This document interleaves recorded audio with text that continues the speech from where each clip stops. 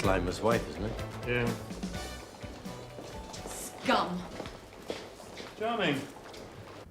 So, fill me in. What's been going on? Well, Tosh is off sick, Martella's on leave, Woods is interviewing witnesses, and I've got half a team tied up on his handling case up the road. Disposing of hijacked container loads. That's right. Greg's been sat there all week. Carver's been there since yesterday waiting to give evidence, and now they've called Roach. So far, it's taken 5 days and they haven't even got through the prosecution case yet. Mind you, Franey hasn't got a defence, so that shouldn't take long. Well, let's hope nobody commits a crime today. Mr. Roach, you tell us that after Mr. Franey was arrested, he told you where to recover the container with the stolen property. That's right, yes. Did you do any deals with him? No, Your Honour. Are you sure about that, officer? I am positive, Your Honour. Because Mr. Franey will say that you were offering deals throughout. Not just on his arrest, but later. Well, then he would be lying, because there is no truth in that allegation whatsoever. Narika, could you call Ted Roach or Jim Carver again for me, please? Their bloke Saunders is coming up for a review and we haven't done anything with him yet. Right, Sarge. Thanks.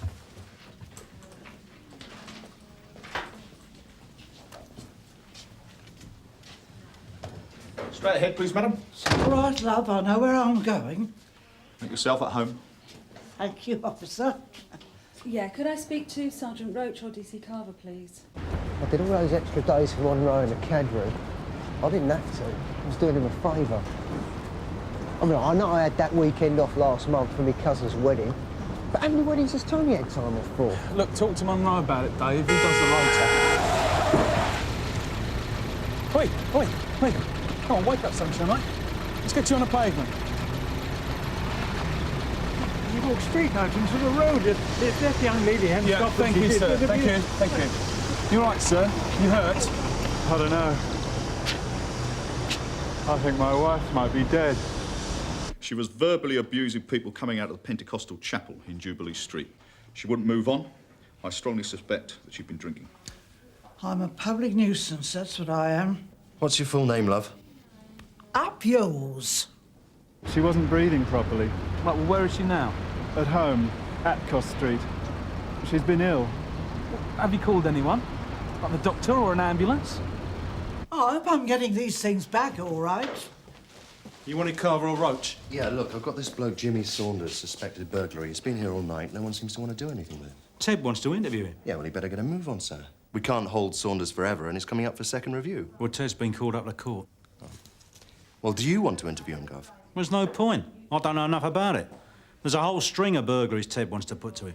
Well, 15 hours is too long to hold someone without doing anything. Is there any evidence? Well, barely enough to arrest him on, let alone charge him. All right. I'll have a word with Inspector Munro. Thanks. This it, sir.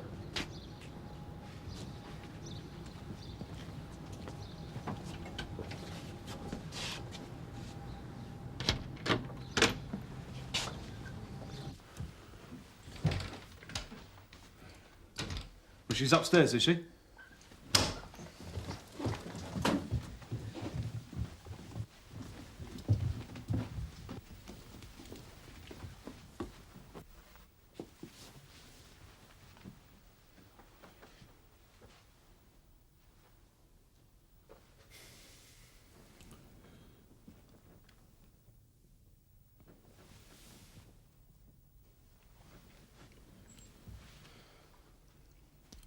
Sorry, sir.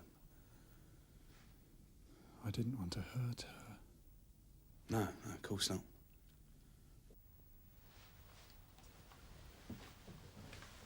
Sierra, Oscar from 340.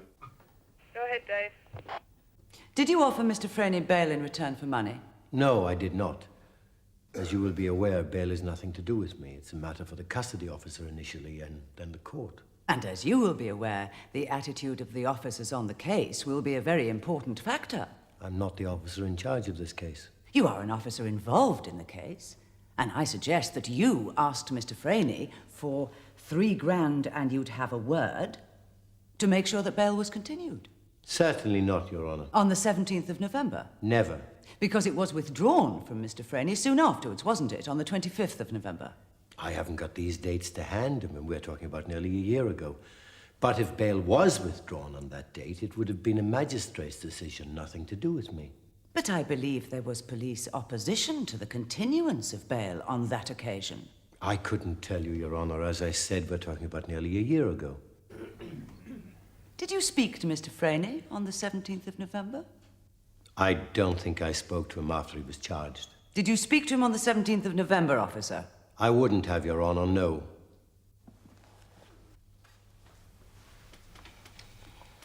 If you would kindly show this to the witness, and there are copies for the jury.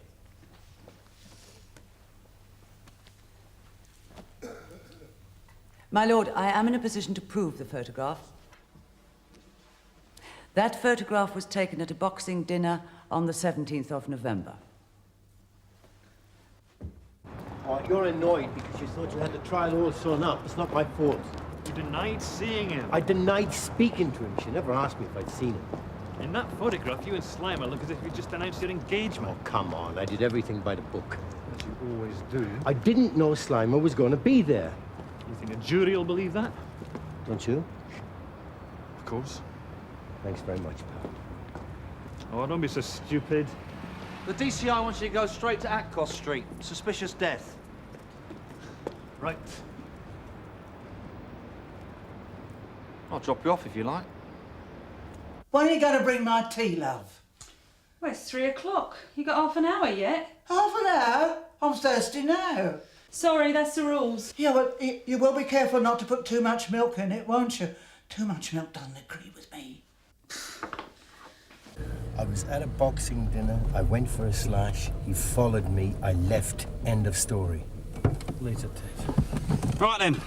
Give us a buzz when you want picking up. Right, George. Body still upstairs then, George? Yes, Sarge. The FME hasn't arrived yet. There's something funny, though, Sarge. Husband said he didn't want to hurt her.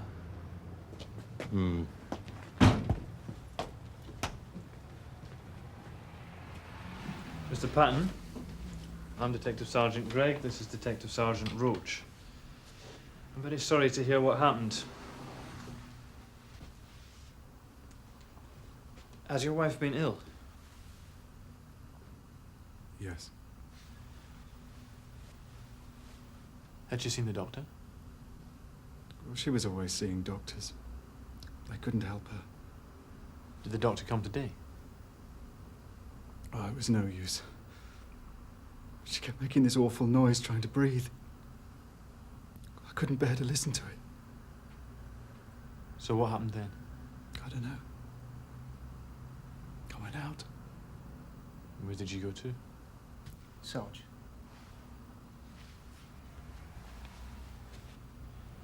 And your wife? I couldn't help her. Bit of a mess, isn't it? Telling me. Look at this. I don't know how a cup of tea's supposed to cheer him up.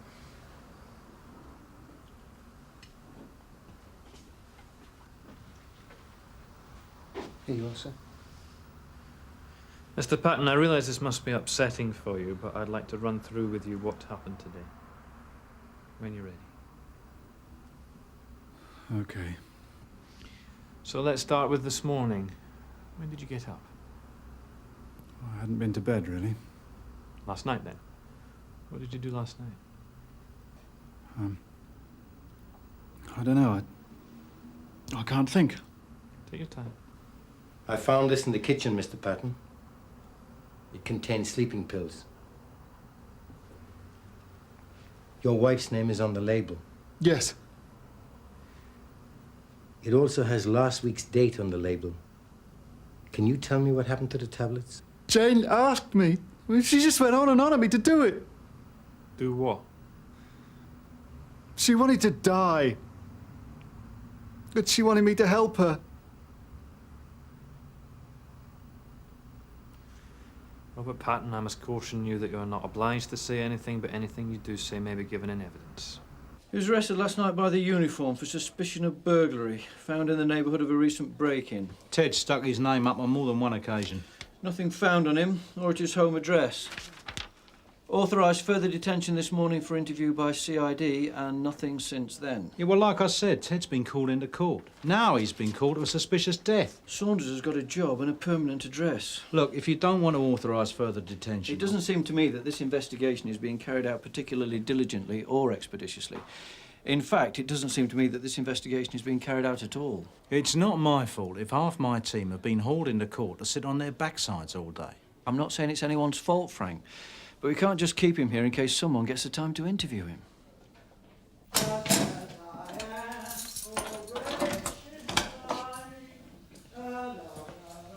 Come on, then. What's this? Home time. I think I'd rather stay with my wife. It won't take long, Mr. Patton. Couldn't I come down later? I mean, I ought to be sorting things out here. We'll take care of that, don't worry. It would make things a great deal easier for us if you came now. Look, I don't want to leave her. Listen, we got a couple of things to sort out. It'd be far better if we did them at the station.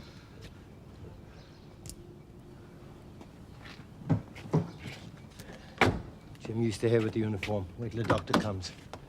All right, Sarge. If you could sign here, please, Mr. Saunders. What for? It's to say your property's been returned to you.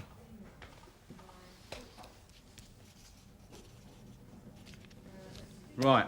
Now, don't forget, you're bailed to return to this station 1 week from today at 9 a.m.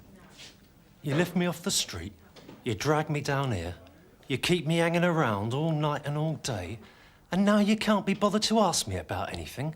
You don't even want to talk to me. Look, do you want to go home or not? If you wouldn't mind taking a seat in here for a few minutes, Mr. Patton. Shouldn't take too long. Who's going to interview? Well, you start it off. See if you can get in out of him. You shouldn't have been so quick to caution him. I had to caution him after what he said. Well, he's hardly said a word since then. That's his privilege. Let's get the tapes, yeah? Where do you think you're going? Bail to return next week. What? Well, you can't win them all, Ted. Not on the same day.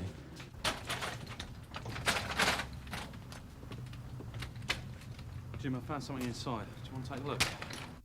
Why don't you want to talk to us, Mr. Patton? You've already been told you can talk to a solicitor. Would you like me to call one for you? Are you worried about something? Have you got something to hide? Is that why you won't talk to us? God, I can't stand this. I know what you're after, but it's not my fault. I don't have to say anything, and I'm not going to. That's it, Jim.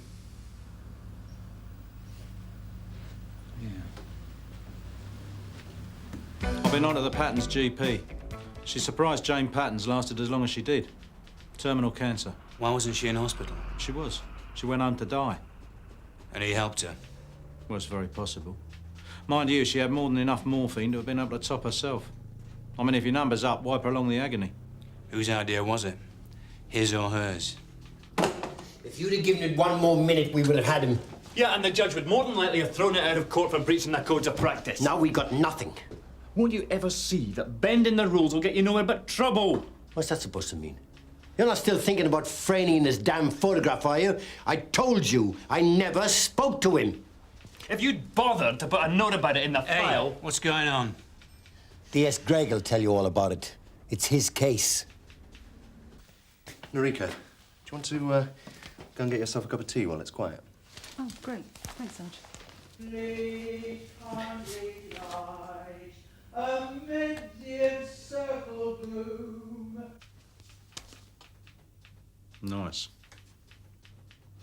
If she was dying anyway, that makes it euthanasia, not murder. Same difference. Oh, come on, Gov. Look, she had days to live. And if he was trying to put her out of her misery... It's still murder. Unless, of course, it was her idea. She said, pass me the morphine, I want to overdose. In which case, it would be aiding and abetting a suicide. Only get 14 years for that. Life for murder. He could have been trying to help her out. I'm sure he was, Jim. Motive doesn't come into it. You got a property bag? We'll find one. Stick this in it and show it to DCI Meadows. Thanks, John. Mr. Patton, I'm Detective Chief Inspector Meadows. Take a seat, please. You can't keep me here. I want to go home. Robert Patton, I'm arresting you on suspicion of murdering Jane Patton. I must caution you that you don't have to say anything, but anything you do say may be used in evidence. But if it is murder, he can get life. That's right. Some more stuff on the bedside table, Steve. But if he was only trying to help, what's the point in banging him up forever? He's hardly going to do it again, is he? He'll probably go for diminished responsibility and get probation. There you go, Alistair.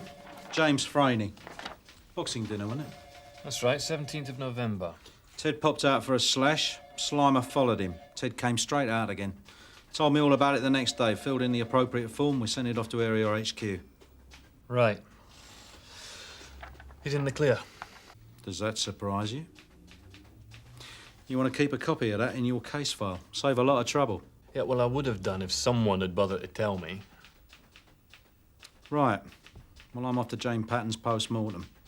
Oh, by the way, tomorrow, can you square it with counsel not to call me? Tell the judge I've got a lodge meeting. I'll do my best. It just doesn't seem right to me, Sarge. If she was in pain and she was dying and he was trying to help her out... It's against the law. Well, does it seem right to you? Doesn't really matter, does it? Which laws I approve of and which ones I don't. No, but it's not like murder, though, is it? It's exactly like murder. You're messing everything up. I mean, they're nothing to do with anything. I'm sorry, sir, but they might be relevant to our investigation. You'll get them all back later, sir. Please. They're my wife's things. So I see. She was the one with the money, wasn't she? Above the bright blue sky, a friend who never changes, whose love will never die. Could you be quiet, love? Some of us are trying to work out here. What's for supper? So what we got then? Enough dangerous drugs to kill off half the street. And they're all prescribed to Mrs. Patton? Yes, sir. Yeah, Burnside's attending the post-mortem. She was the one with the money. The house was in her name. Building society accounts, insurance policies. But that's not a motive. Not when she was dying anyway. No, you're probably right. Though we don't know the terms of any will she might have left him. The reason he gave her an overdose was either because she asked him to, or because he couldn't stand to see her suffer. I agree. I think Patton was motivated by humanitarian rather than mercenary interests. I still feel for him. You can't afford to, Jim. Not in this business. So, what are we waiting for? His brief. He decided he needed one. He decided right. Well, you know what it's like, sir. We've got a full house. Someone like a vagrant just wastes her time. I mean, what are we supposed to do with her? I mean, she's not a criminal. We're not social workers. And she can't stay in the cell forever. Yes, sir. Jane Patton, 34. Looks like death from natural causes, the cancer. There's no sign of anything else. We'll have to wait a couple of days for the toxicology, see if there was an overdose. All right, Gov. Why don't you want to talk to us, Robert?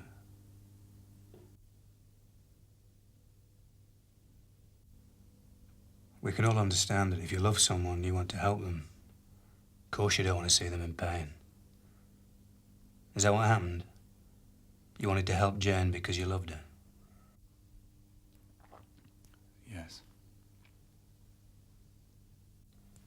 It must be very distressing.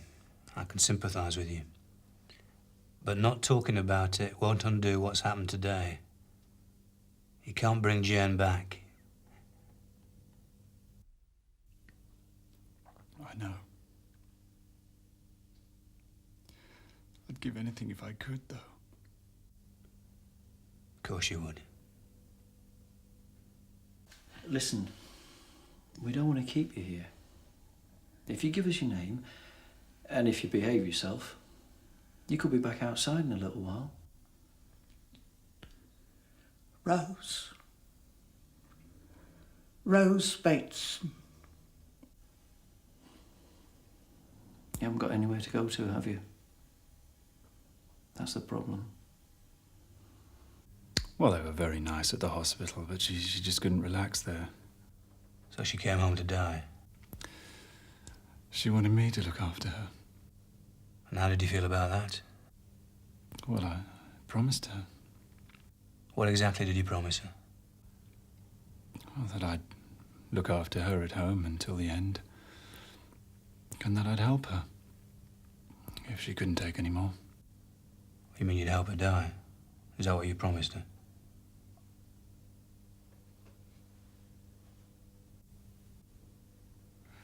For the benefit of the tape, Mr. Patton nodded his head. Could you say yes, if that's what you mean? Yes. So, what happened today? Oh, she was so ill. She asked me a couple of days ago, but I've been putting it off. Well, she couldn't even speak today. She couldn't breathe properly. She was choking for air. She kept looking at me, but I knew what she wanted, but I couldn't do it. Why didn't you call the doctor? She didn't want the doctor. She wanted me. What about the sleeping pills? I mixed them up in a glass of water, but I couldn't do it. I threw them away. She couldn't have swallowed them anyway. I'd have had to smother her or something. I couldn't do that. How could I? I loved her. What happened? I couldn't stand it. Watching her choking to death, not being able to do anything about it. I ran out of the house. Just wandered about. Until I ran into you lot. So you didn't do anything? I couldn't. I let her down. Now let's get this straight. When you left the house, your wife was still alive? Yes. I ran out on her. I left her all by herself. So you didn't give her anything? You did nothing to bring about her death? No. So you've done nothing wrong? Haven't I?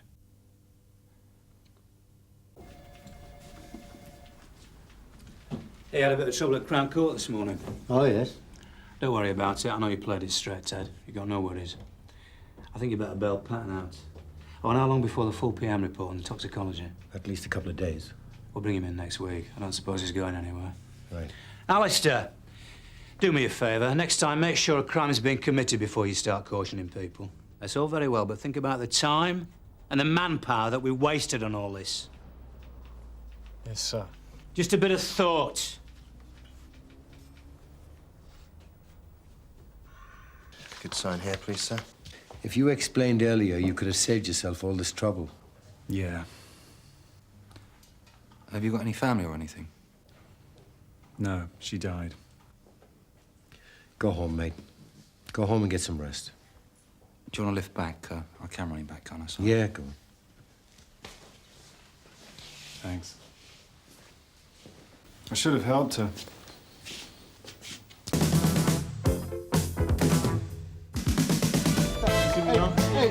Rushing these people up again. Hey.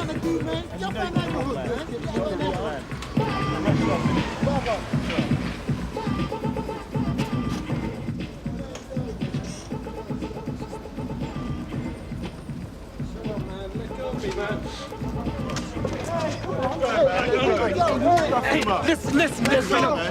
It's all right, mate. Just calm down. We'll sort it out. I shouldn't be here. Yes, I know. That's why we're here. No, you don't understand. I'm not with Just you. hold your horses, will you, please? Yeah, go and find some work, you lot. Go and find some work.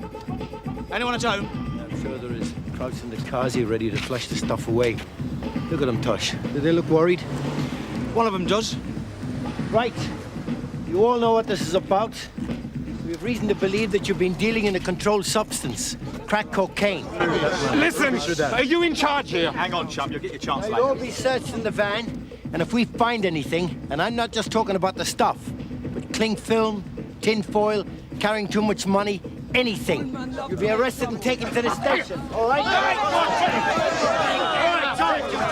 In the bag. Get him in.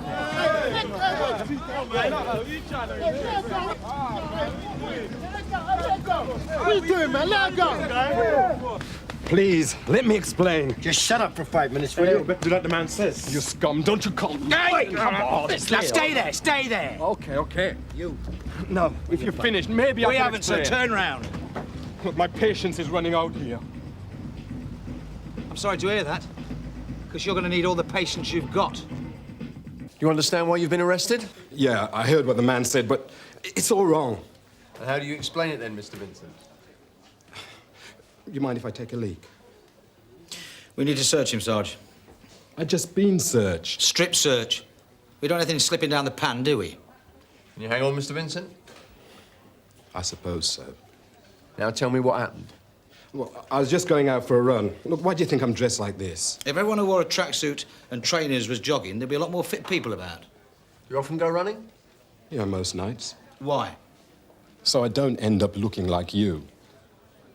What happened then? Suddenly there were sirens, shouting, police cars on the pavement, the whole big production. I've seen it all before. I'll bet you have. From my window. Only this time, I'm in the middle of it. Wrong place, wrong time, wrong colour. The crack house is on the first floor and have an iron grid over the door. They've got dealers with mobile phones on the corner of every access street.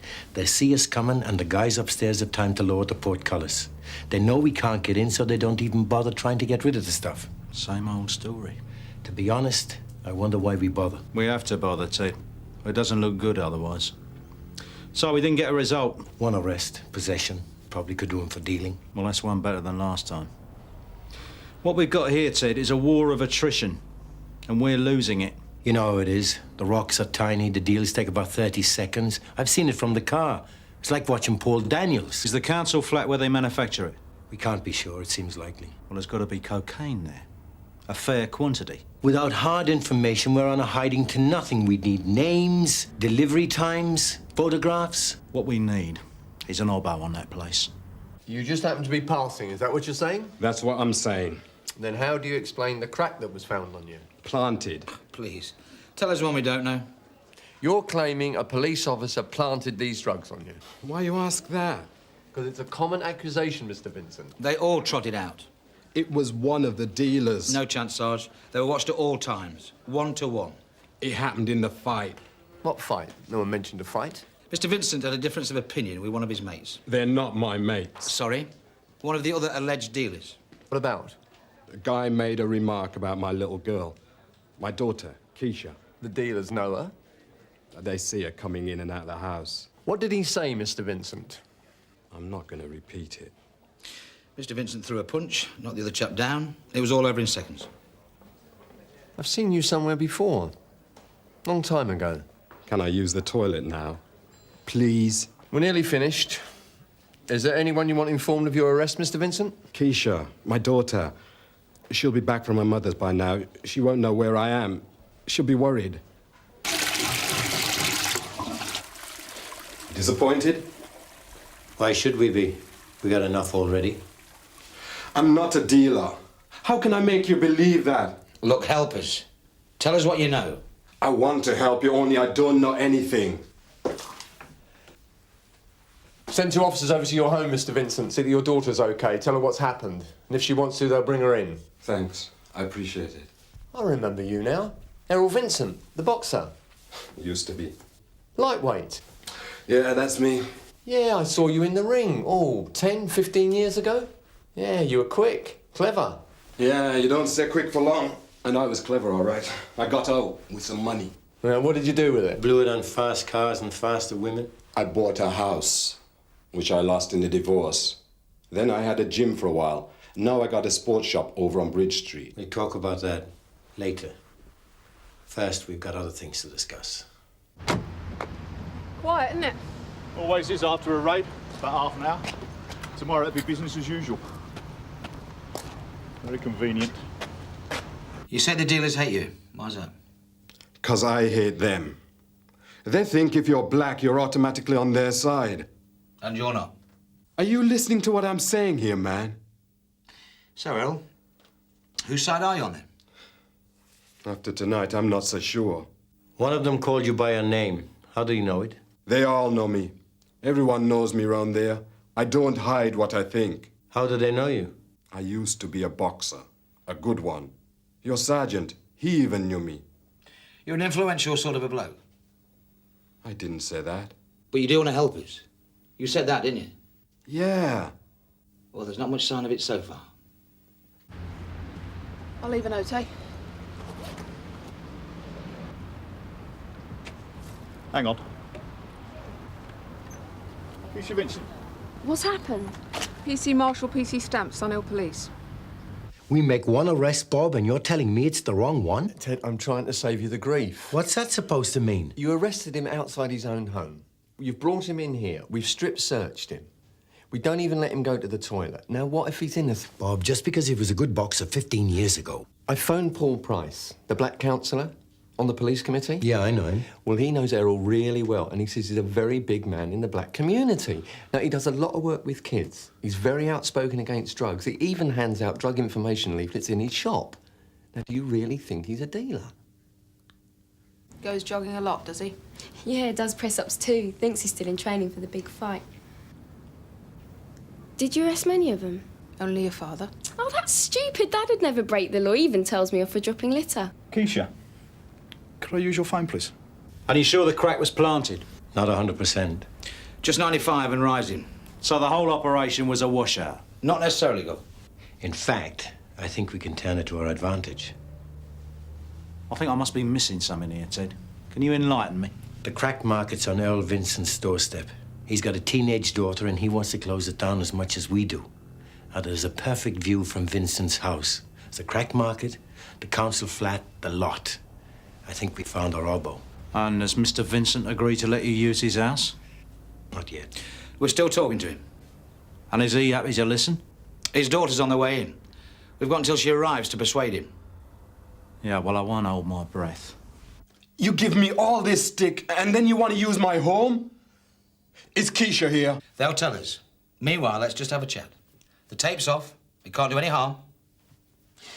Errol, I know we gave you a hard time, and we're sorry for it. But you know why it happened? 'Cause I'm black. You people think if you're black, you're a criminal. No, we're not all knee-jerk racists. You see a black face. Errol, we nicked you because we are trying to close down the crack market. Maybe we were trying too hard, but you want us to succeed, don't you? Of course. Then let us use your place. If we can get names and pictures, we can close it down for good. And now that you mention it, I'm not colorblind. All the dealers are black. Every single one of them. And all from your community. Lay off it, man. What? You disagree? Or don't you think it matters? Or is it that you just don't like hearing it from a white guy? You're right. You're right. And it's bad.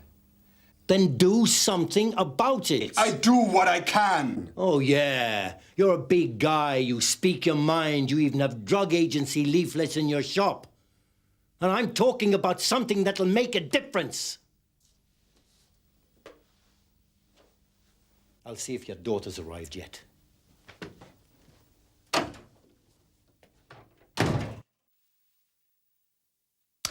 We can get a bit blinkered, you know.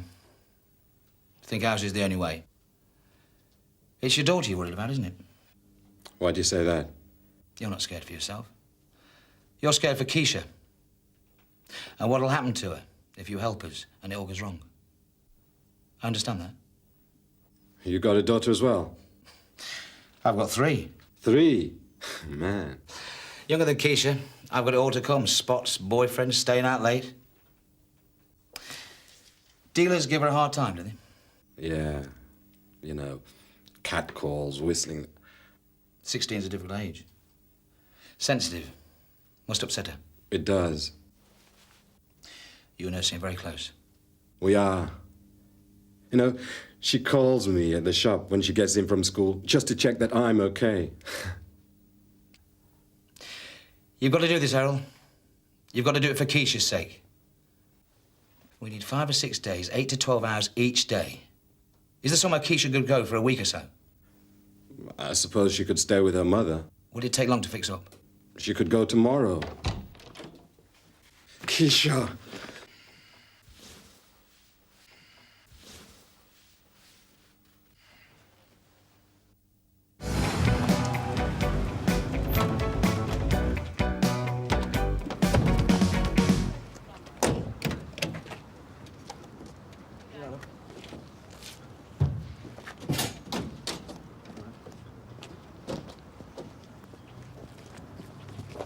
Yeah. Cheers, you're a gentleman. Thanks. DC Martella, Viv. Harold Vincent, pleased to know you, Viv. Hiya. Nobody saw you? No one around to see. So, what time do they normally start dealing? Any time. Just 1 or 2 at first, more in the afternoon. In the evening, it's like Petticoat Lane out there. Listen, I told you this last night, but I better repeat it now. Evidence from this observation may be used in court. Well, that's why I'm doing it, to get these people put away. Yeah, the defense might want to know how the evidence was gathered. You saying that people might get to know that I helped you, right? Your name and address may be used in court, Errol. You should be clear about that. Right, well, make sure you get them put away. Then it will be fine, okay? While you're in here, I'll sleep in Keisha's room in the back. Is your daughter away all week? Yeah, that's hard. I miss her, you see. How'd she take being sent off at so short notice? You know, I think she thinks I got a secret lover. I hope all this is going to be worth it. It's going to be worth it, Mr. Vincent. 1 IC3 male. Is he a dealer? Never seen him before. Ted? Wasn't there last night. That's not a dealer. That's Eddie Chisholm. He's in Keisha's class at school. Should be there now. I'll have to speak to his mother. That's a dealer. There. Coming out of the flats.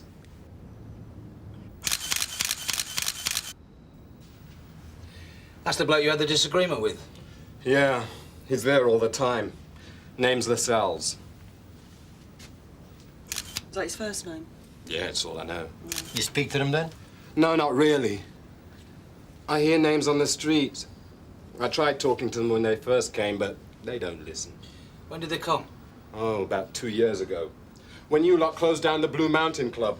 That was the real den of iniquity. Yeah, maybe. But closing it didn't stop the dealing, just dumped it here. Man, this is bad.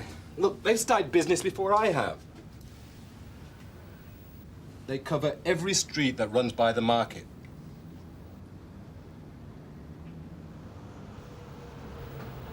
Looks like our first customer. I see one male and female, early 20s. In a brown Allegro. Can you see the number? No, I can't see it. Get it when they go. I see 3 male approaching the car. 1920. Identified as Lascelles. Seems to know them. Probably regulars. Money changing hands. Now for the business.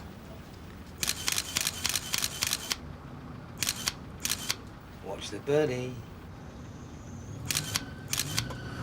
The number of the car is... Got it. Yeah. You get some good ones, Tosh? They did everything but smile for the camera. Now watch Lascelles.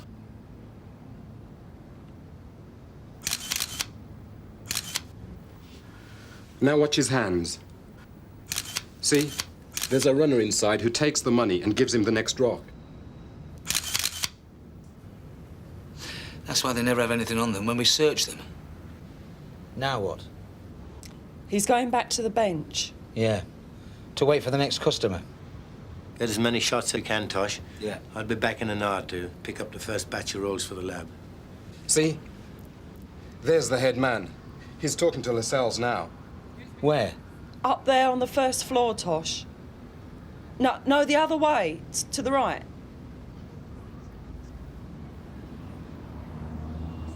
Got him. These are the first prints from the arbor, sir. It's all here, look. Lovely. I've got some blow-ups ordered. But look at this. You couldn't ask for more. I've been on to drug squad about this. They didn't exactly go wild, but after they see these... In a couple of days, we'll get the suppliers as well. We'll run PNCs on all the vehicles involved, check out the addresses and hand it to the drug squad on a plate. OK, Sarge. All clear.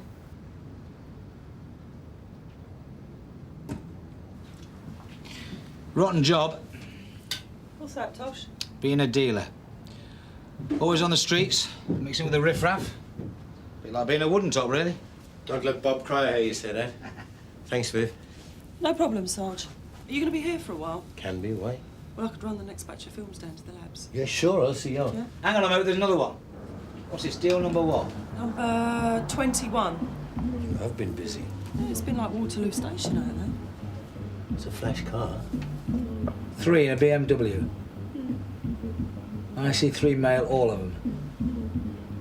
The dealer that sells is handing over something. That's not crack he's giving him. It's money. Exactly, he's paying them. They're delivering something. We've got the suppliers. Place is built for the job. Couldn't be better. Viv? So no one on the street carries any money on them, and the dealers only have 1 rock of crack at a time, so the most we can do them for is possession. How often do you reckon that happens? Oh, there might have been, what, 100 grams, 200 grams? You get 4 rocks for a gram of coke. What, week supply? Less. It's a busy market. Well, we better find out. Viv, take the van and get this lot to the lab. I want blow-ups right away of every face in that car. Right, Sarge. I'll watch you go. Okay. Hang on, Viv. Not yet. Okay, go.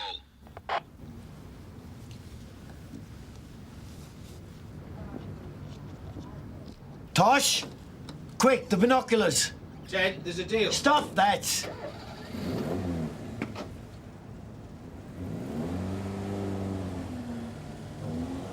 What? Those 3 girls.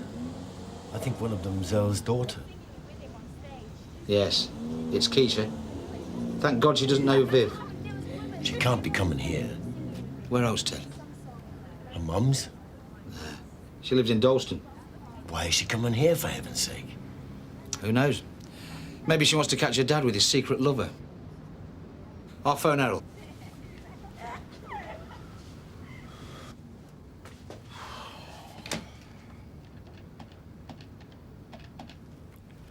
You know what black kids think of us? Hi, yeah, can I speak to Errol, please? She'll blow the obbo. Hi, Errol. Yes, it's Tosh Lyons, yeah. Everything's fine. Just one problem. Your daughter's about to enter the house. No, we're quite sure. Did she know? Errol says she phoned him about 10 minutes ago. No mention of coming home. Yes, Errol, you better do that. No, we won't. We won't do anything. OK? Cheers. He's leaving. Be here in about 5 minutes. What's she doing now? Still chatting. What do we do? Stay in the room and hope Errol gets here before she comes upstairs. She'll probably come in and switch on the telly. We can't count on that.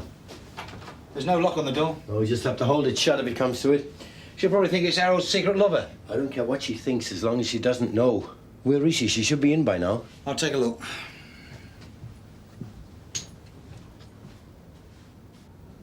There's no sign of her. Tosh? Look at this.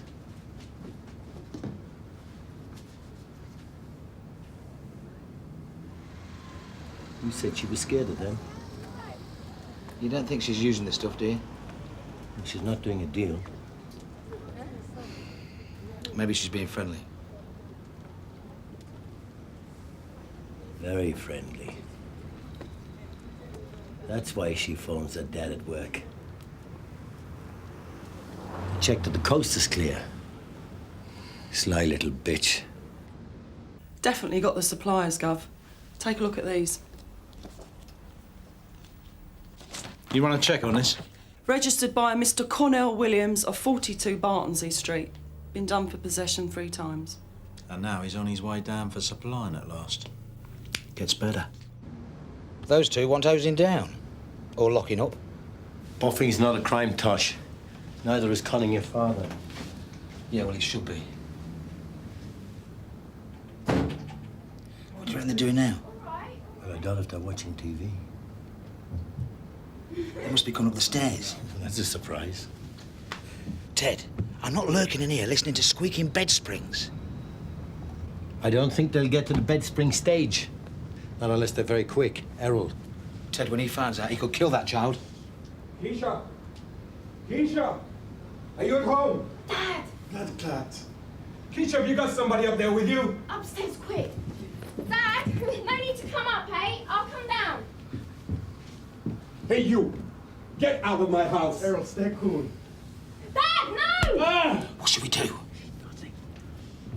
What What was he doing here? I asked him. What? He's my boyfriend.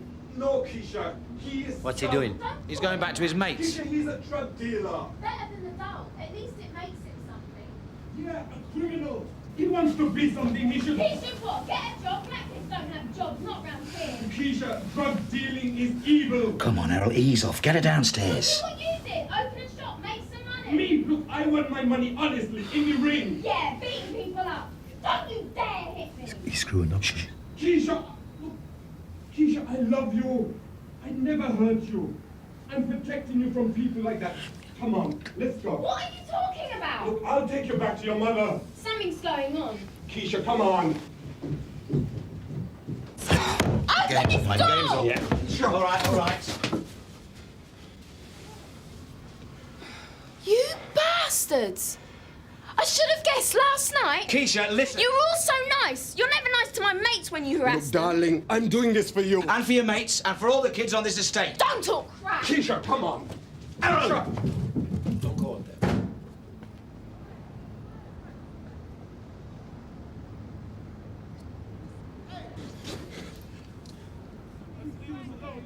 Oh, no.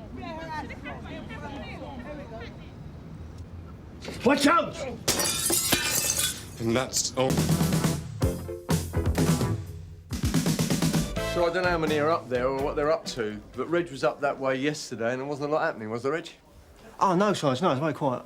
So they'll probably move the rest of it out within the next couple of days and we can forget about it. But keep your eye open in the meanwhile and I'll get someone to have a word with the foreman and see if we can get a definite date. So, what do we have left? Looks very scientific, Reg. Oh, yeah, it is, yeah. Well, see, if you don't get it absolutely right, it tends to sort of gather up in the crook of your arm, yeah. Anyone see Steve Loxton?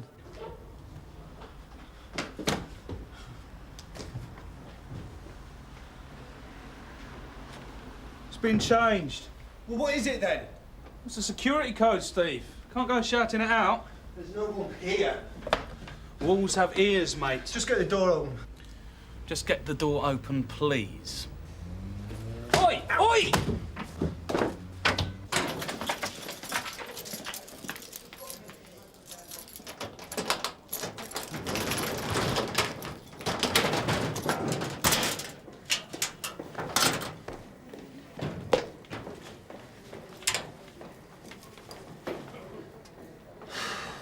So that's taking care of Manchester and Hamlet. What?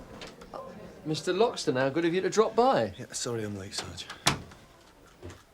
What sort of a shirt do you call that? He doesn't know how to unfold the ironing board, Sarge. Yeah, I suppose you do. Usually between me and the telly, I find. Yeah, do some of you lads good to pick up an iron now and again. How's that then, Sarge? Teach you a bit of patience, wouldn't it, Kath? Oh, don't drag me in, Sarge. Don't you fancy taking in Steve's dirty laundry then, Kath? Earn yourself a few bob on the side. Take more than a few bob to get me near that stuff. Yeah, well, don't worry, Kath, you're not exactly in the running. Can I have that in writing? Yeah, all right, cut it out. And you better wear a jacket today, unless you've got someone who's going to loan you a shirt. You're going to have a nice hot sticky day today, ain't you, eh? Yeah, you look the right prat back there with Kathy. Loxton. Kathy Marshall tells me... Yes, sir? Kathy Marshall tells me you arrested Perry Brake 6 months ago. Yes, sir. Theft. Old paving stones. Yeah, antique ones. Well, he's been a naughty boy and he hasn't paid his fines. So I've got a warrant for his arrest. And since you know him... I'll do that, sir. Good. Not quite your usual dapper appearance this morning. No, sir. Better keep your jacket on over that shirt. Yeah, I'm going to, sir. That means you too, then, Quinnen. Sir? You're both in the area car together, aren't you? Yes, sir. You know the rules.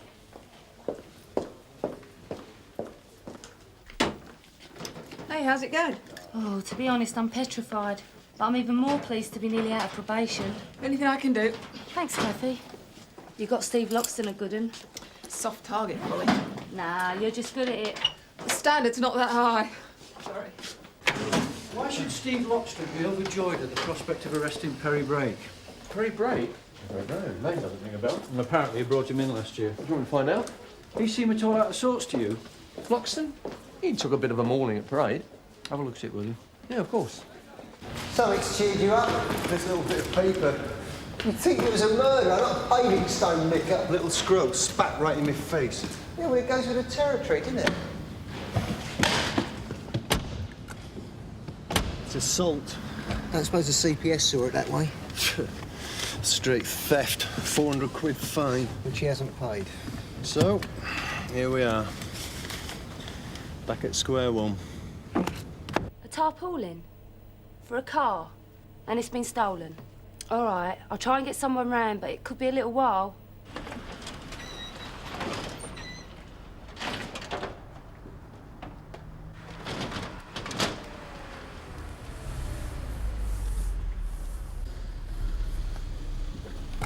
What's his range then? Hey? Break? I thought it was handy with the old saliva.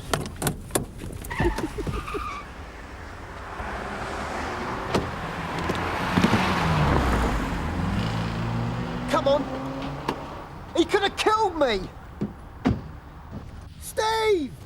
I just don't want to miss break. We'll get him later, OK? Come on! Good to know your mates are behind you when you need them. He'll hear it. Sorry, Steve. He must have got to me. And he spat at him. Yeah, right in his face. Charming. Has he picked him up yet? No, not yet. No one's supposed to be dragging his heels. That is a boot print. Is it acceptable to attract his attention now?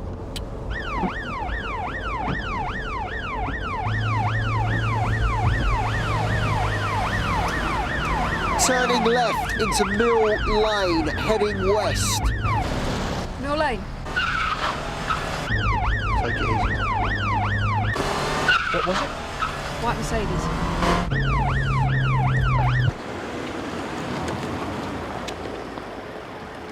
Well, I think that counts as an immovable object. He's had to stop outside the Andrews yard. Big Arctic blocking the road.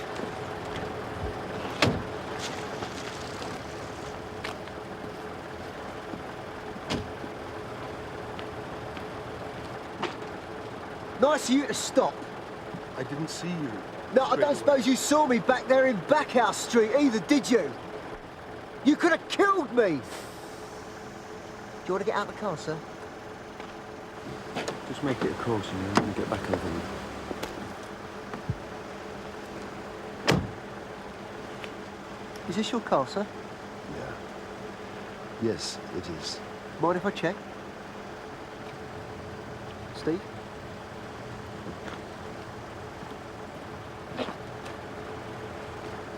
So, Perry Brake. According to Garfield, he spat in Loxton's face during an arrest for theft. An old score, then? Apparently, Loxton wanted to add it to the charge, but CPS wouldn't wear it. Not surprised. You've struck lucky, Steve.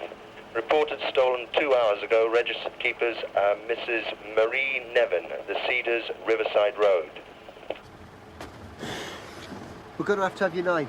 I can't do that. Sorry?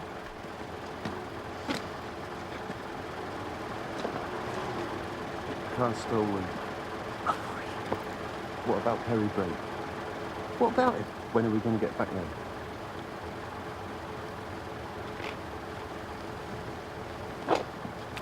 Steve, the bloke's doing 70 in a stolen vehicle on a residential road. He's practically run me over, he's failed to stop, and you're still harping on about some tuppenny little tyke who spat in your face 6 months ago. Think about it. And what about all the paperwork? Well, what is the alternative? You deal with him, I'll go and pick up Brake. What am I supposed to do, walk him back to the station? They could take him. They could take this and all. All right. Come on. Let's just get on with it, yeah? Everything all right? Possession of a stolen car. Name? He won't give it. Name? Right, turn out your pockets.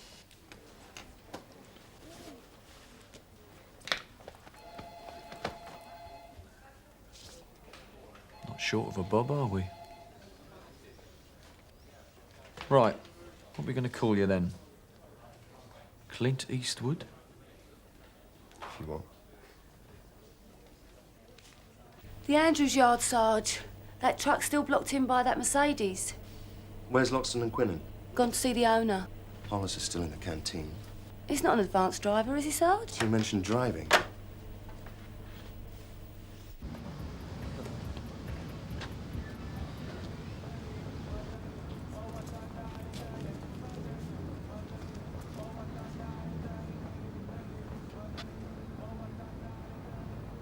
What do you want? Hurry a break. He's not here. This is a warrant for his arrest. Yeah? Well? He's gone to pay his fine off. Oh, yeah? Yeah. So you know what you can do with your warrant? And what's that then? Use your imagination. You tell him I'm looking for him. He already knows. He saw you when you were here before.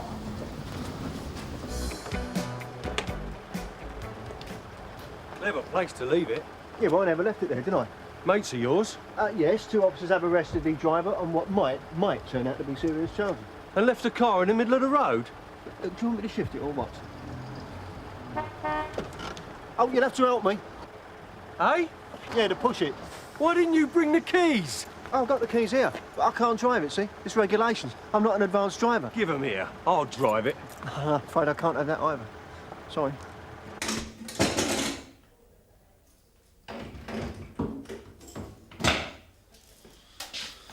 Here we go, Clint. Something tells me you're keeping something from us. Got a bit of a bump. Look, you've got the keys in the ignition. Why not just turn them? Who's gonna know? It's not a matter of who's going to know it, it's a matter of regulations. They're all right then, come on. You just gonna sit there? Well, someone's got to steer this thing, haven't they?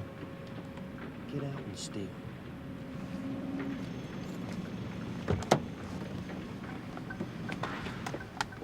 All right, come on in. That's all right. Steady as she goes. Here she goes. There's it. There you go. Hang on. Oh, whoa! Oof, oof.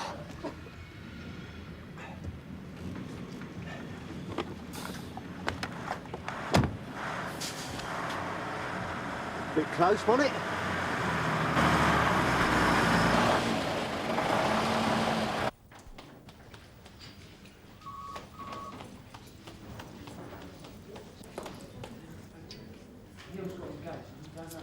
Thanks, Mandy. What can I do for you boys? Mary Nevin? Yes? Yeah, we pulled a white Mercedes earlier today, registered to you and reported stolen. Who was driving it? Well, he wouldn't give his name. Was it my husband? I couldn't say. Did he look like this? Yeah, that's him. My husband.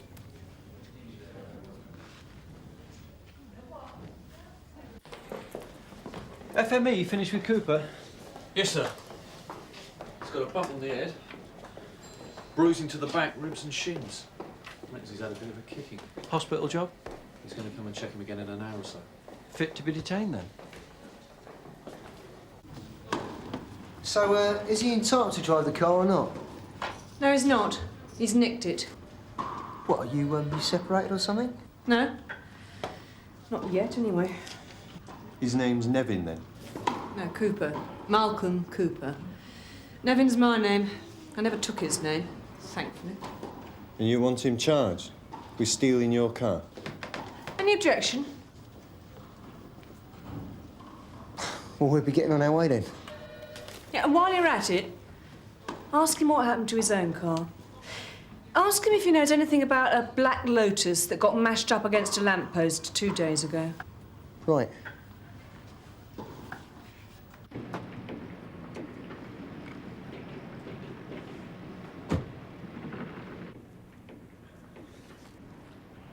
One from Sierra Oscar.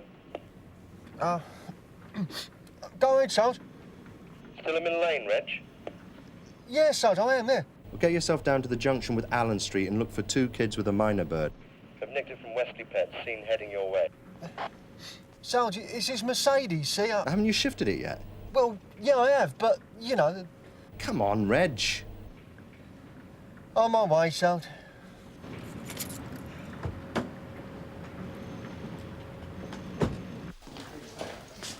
Kathy, this muscle man type whose Lotus got smashed up the other day, Larkway Road. Gary Kaminsky? Yeah. Well, Cooper, the Mercedes man, apparently his wife knows something about it. Now, Mr. Monroe's interviewing Cooper because he cuts across both cases. Now, I wonder if you could see what you can get out of her. Maureen Nevin. Neither of you had any idea that Cooper was injured? No, sir. He was acting a bit strange, but... But you didn't think anything of it? A lot of people act strange in this job, sir. That's certainly true. Well, he didn't give any real indication of being injured, sir. He seemed more... well, overwrought, tense. So, we're not going to be facing any accusations here? How do you mean, sir? Well, no, sir. We never touched him. Steve? Good.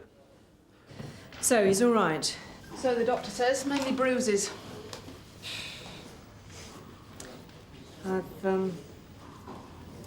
had this, thing going. It's one of the blokes from the gym. Gary Kaminsky. Well, it's nothing. I told him it wasn't anything. It's more like, you know, more like flattering to me than anything. But he's the jealous type there, my husband. Said he was going to sort him out. I mean, this Gary's 28, you know? Works out every day. Oh, I suppose he thought, if I can't do him, I'll do his car. So anyway, he's done the whole back end of the Shogun, banging up against Gary's Lotus. Probably felt all right as yet. Anyway, he took my car. Must have gone over to Gary's place. And got himself a good hiding. It's times like these. You don't half miss the ciggies. You do well to give your side of the story, Mr. Cooper. You figure in 3 separate inquiries as far as we're concerned. You've been driving a car without the permission of its owner.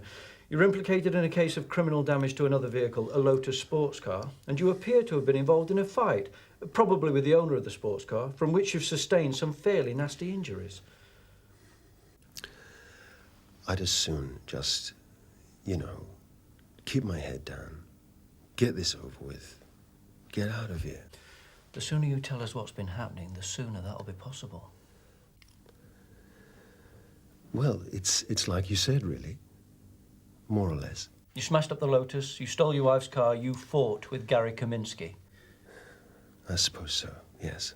You suppose so? Yeah.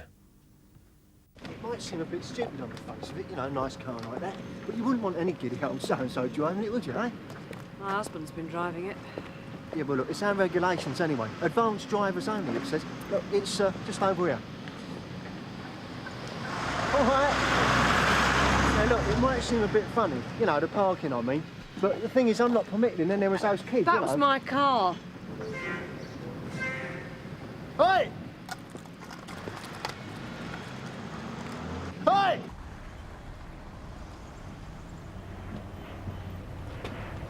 What are you two doing here? Looking for Marie Netlin's little bodybuilder, Gary Kaminsky. Cooper smashed his car up a couple of days ago. Looks like it was him who gave Cooper a pasting earlier. First good news I've had all day. Where is he? Not about. Excuse me. You here to see me? Supt, Olsen? Yeah, that's right. This the car? Yeah. Well, it's a lovely motor. 1958 Singer Gazelle. Used to wash it and wax it every week. Underneath, inside, everything. Looks very smart. Till a pigeon spots it. When did you notice the tarpaulin was missing? About 6. What, this morning? Yeah. I'm not saying he stole it, but I saw him putting something very like it in the boot of his car. Who's that? The chap with the Mercedes. Sir? Cooper, sir. Steve Loxton and Dave Quinnan reckon he's been stealing tarpaulins. He was seen putting one in his boot just before they ran into him this morning. For a man with no previous, he's had a busy morning. Where's the car? Hollis is with it at the pound. Pound? Roach said to say... Save the explanation. Tell him to sit tight. I think it's about time we went and had a look in your wife's car. Mr. Monroe's taking Cooper down there now. He wants you two along there as well. The car pound? That's right. What, 10 minutes? OK.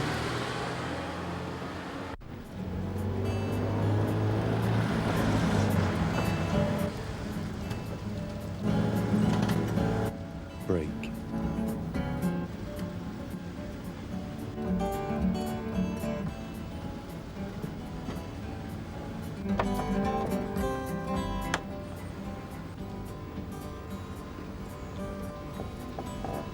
Stay where you are.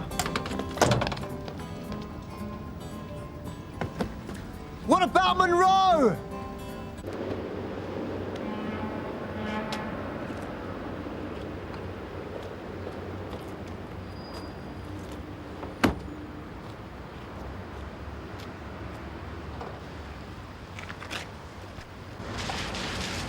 Monroe. It's cleared up now, sir. They saw my point of view and they've waived the payment. Has Nevin gone? No, sir. She's not very happy about all this either.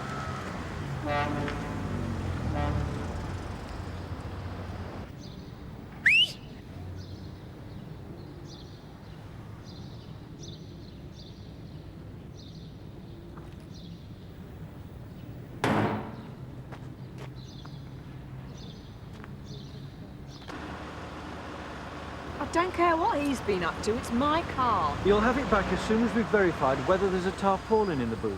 Reg, perhaps you'll accompany Mrs. Nevin to the waiting area until we've got this sorted out. Would you like to come this way? Sorry we're late, sir. You can identify his tarpaulin, can he, your man? Yes, sir. Mr. Cooper.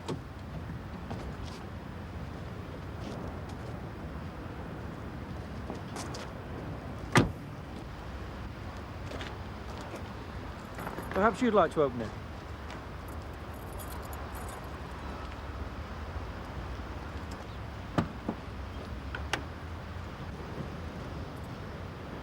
Whose foot might that be, Mr. Cooper? It's Gary Kaminsky's. Is he dead? Yeah. The fight wasn't as one way as we imagined, then? No.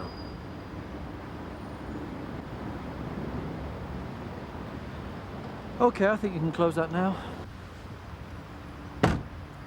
Colin. Good work, lads.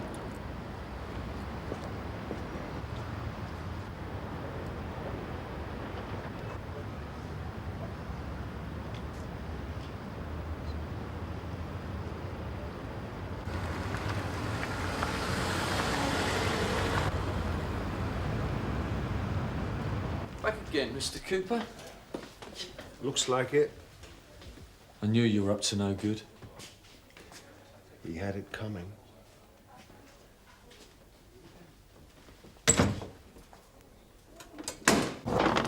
Pretty good idea, yeah. Put two and two together. He kept it very quiet. Delicate operation, Sarge. You can't be too careful with that sort of thing, can you? That's right. Steve, Harry Brake's here to see you. Yeah. No, he is. Get out, George. He's paid his fine. Says he owes you an apology.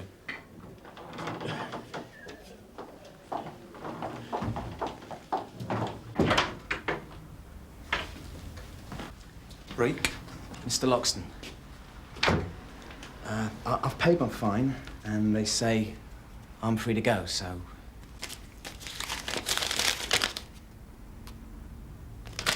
Looks like it, yeah. Well, anyway, I just wanted to say... sorry I spat at you that time.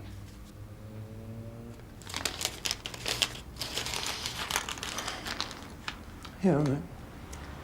Well, you know. No hard feelings?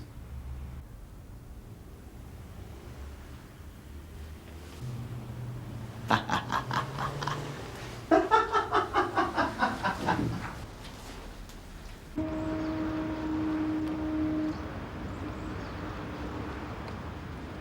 I give you a lift anywhere, Miss Nevin? Only I should be getting off, really. Oh, I'll get a taxi. You get off. You sure? Yeah. Sure we'll be all right? Yeah. I suppose you come across this sort of thing every day. No, not really, no. No.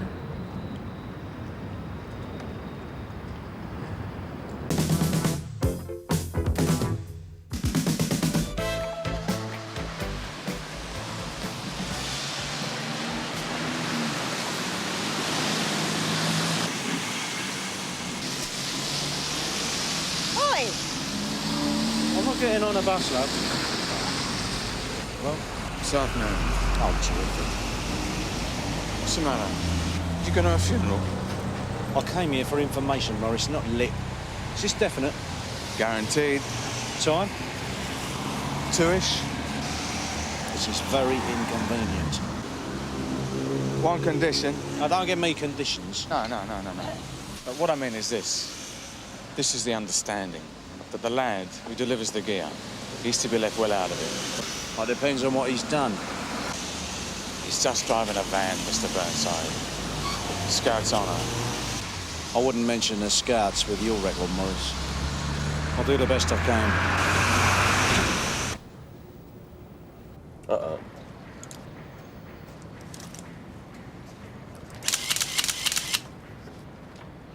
Walgrave enters premises at 10:05. Got it. This place isn't exactly throbbing with suspect behaviour, is it? Well, Leach and Walgrave are well at it. Don't worry, Alan. And they're well overdue. But they're not silly. There won't be any gear on his premises till they're ready to shift it. I hope Burnside's snout's got it right. Burnside's snouts don't prat around, Adam. He bites. Well, that's very healthy. Up to a point. Be funny here without him. I don't think he'll get it. Well, why not? There's worse DIs than him. Oh, sure, but he's not the right flavour at the moment. He's passé. I could tell him urgent inquiries. Ask for a late appointment. There's nothing in this up that the lads can't handle, and I'll be keeping my eye on it. You reckon? Yeah. You're all psyched up. The board won't appreciate being jerked about. No, I suppose you're right. Of course I am. Crime management, that's the name of the game. The art of delegation.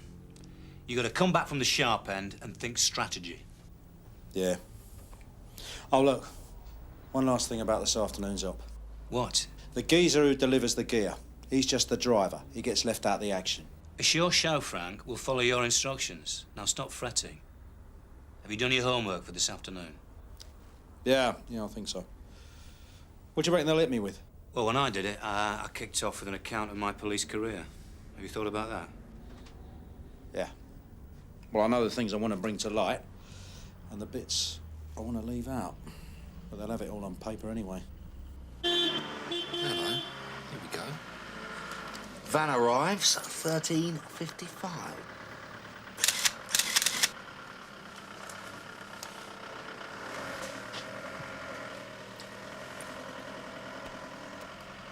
Spark plug 1 from spark plug 2.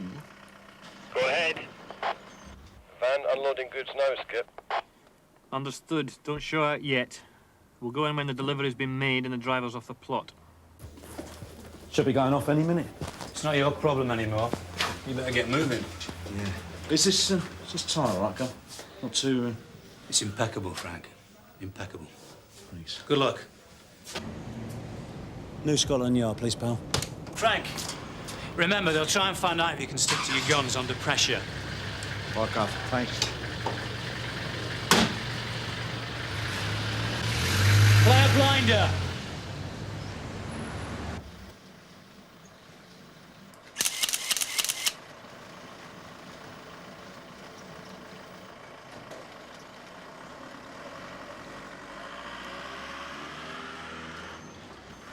Spark plug 1 from 2. Van has left the plot. Let's go.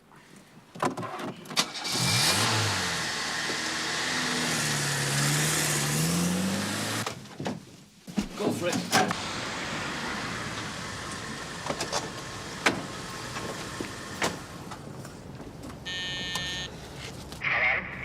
Detective Sergeant Greg Sandhill, CID. I have a warrant to search these premises. Open up, please. Yeah, hang on a minute. I'll be right with you, Chief. I'll just go get keys. Go on, Tosh. Right. What?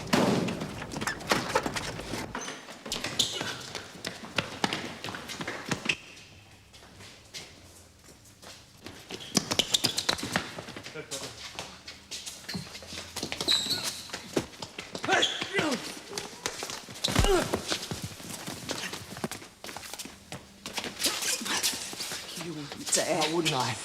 Oh! Get off me! Pageant, Initial F. Marius, Edmund. Sandra, you got a Burnside? Burnside? Yeah. Burnside. All right. You're a bit early. Yeah, well, better safe than sorry. Well, the boat's running late. Take a seat. What's the problem, Reg? Oh, it's this property here, Skip.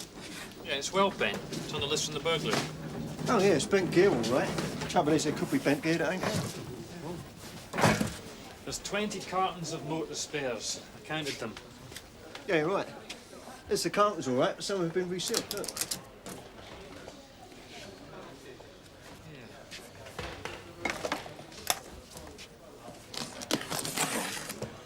I sometimes think I should be a detective.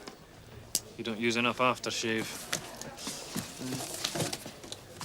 No, there's motor spares on top.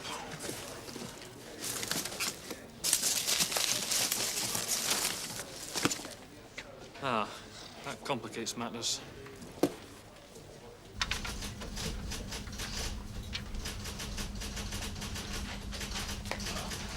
An insurance scam by the legitimate owners? I can't see that. Even if they were colluding with the burglars, why go through all the business of stuffing the cartons with rubbish? Why not just claim for more cartons? The goods were stolen, and some have walked since. Right, let's have a word with the villain, shall we? Sir. And all our information came from the DI's snout. That's right. Morris Symes. Any good, is he? Mr. Burnside speaks well of him. Mr. Burnside, they're ready for you now. Fine. Turn right, third from the end, on the right.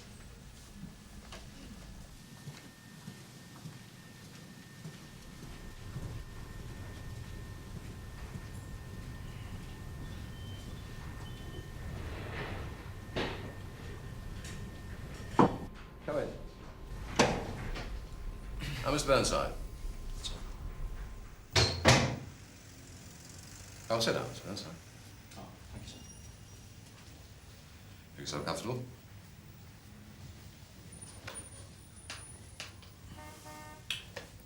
Commander McCann, Chief Superintendents Wisley and Gable. Sir.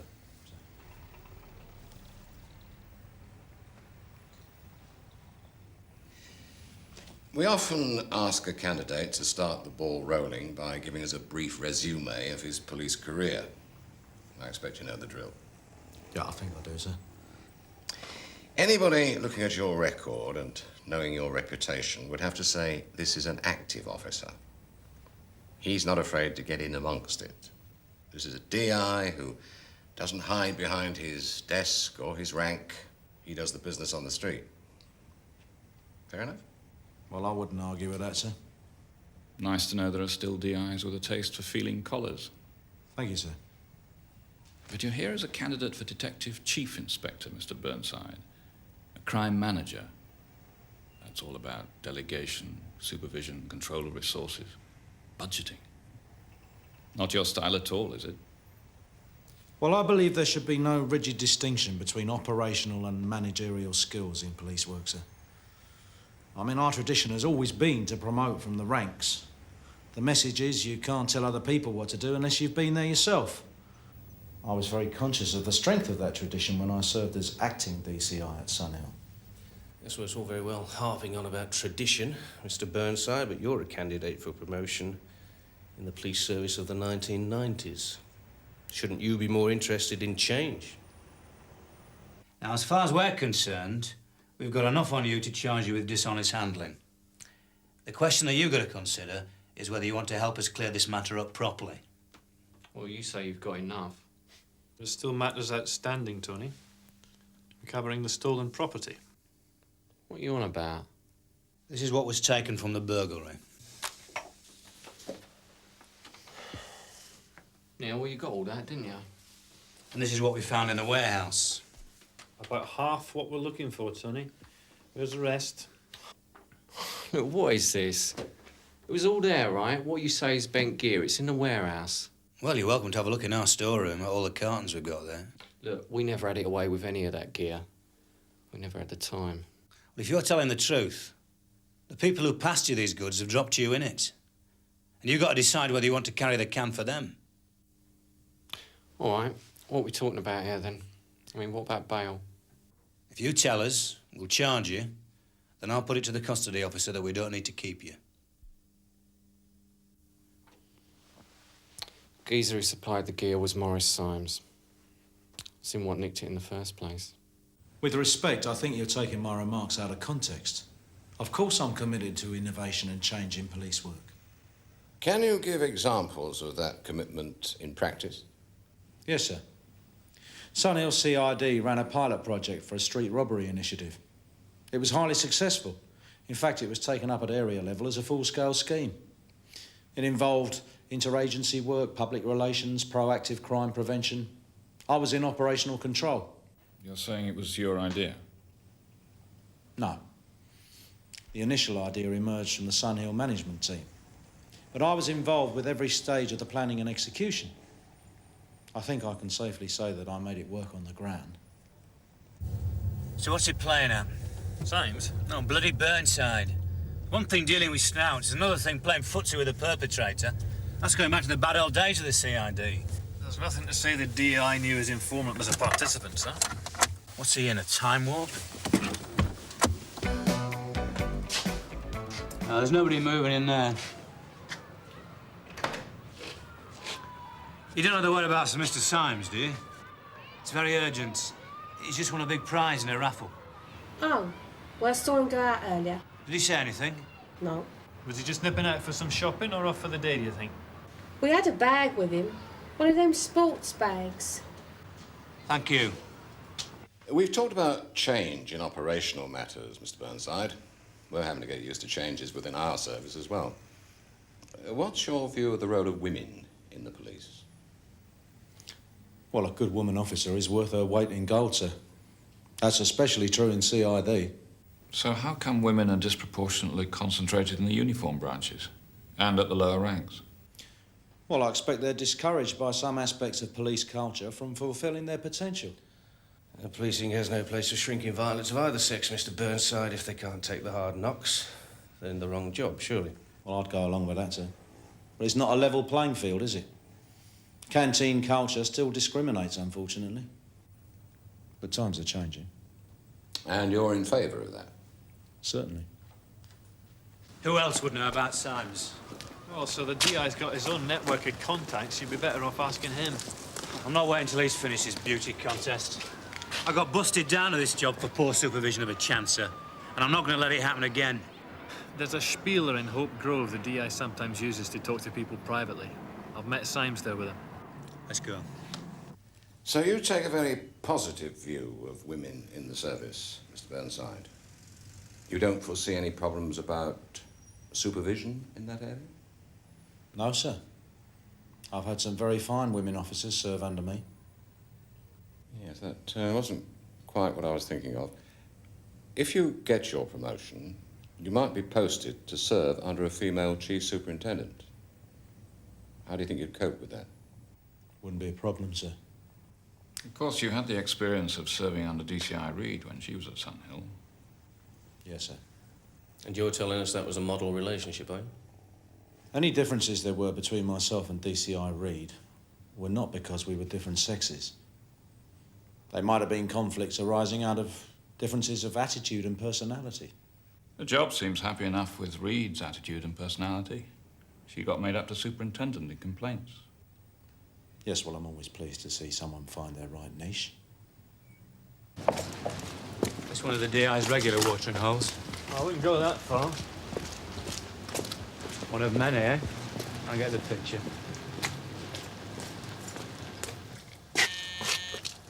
Hello? Remember me? Al Gregg, friend of Frank Burnside's. I'm here to do a bit of business with Frank. I'm another friend of Frank's.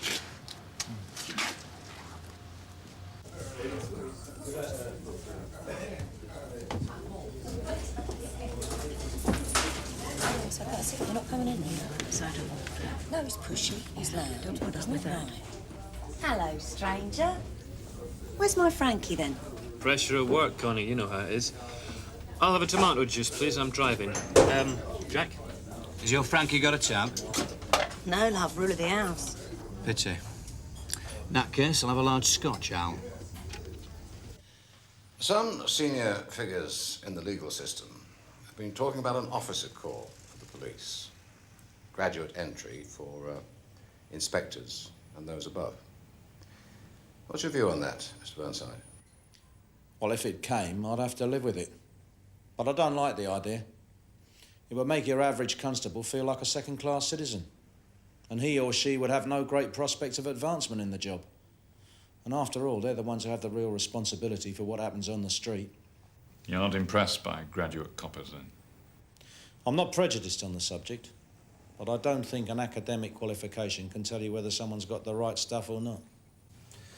Be a better place to make that judgment if you had a degree yourself, wouldn't you? Well, unfortunately, sir, with my particular career pattern, there's never been a point where I could conveniently take the time off. Same here, Mr. Burnside. But I didn't take the time off. I beavered away with the Open University. Sacrificed some leisure, but I found it well worthwhile in the end. Well, I find that totally admirable, sir. I'm just not the scholarly type. Morris been in? Not for a few days. Thing is, Frank wants us to talk to him. It's a bit urgent. You never know with Morris. He disappeared for 3 months one time. Turned out he'd been in Tangiers. Slave to his passions, old Morris is. No, I don't think it's like that. We only just missed him at his home.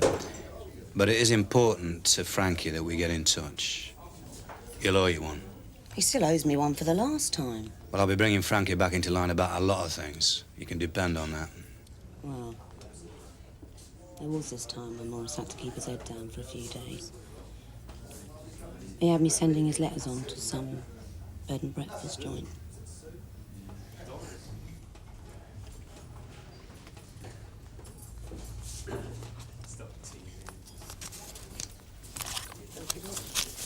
King's Drive. Anything further, gentlemen? No. Oh, I think that covers it. Thank you for talking to us, Mr. Burnside. Thank you, sir. Oh, you'll be notified in due course. As this is the last day of the board, you should be out of your misery before too long. Yes, sir.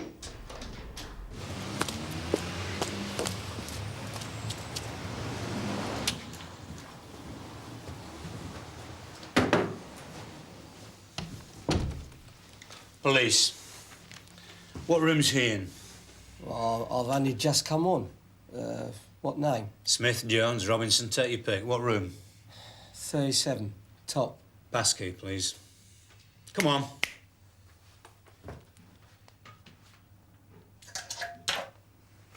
Thank you.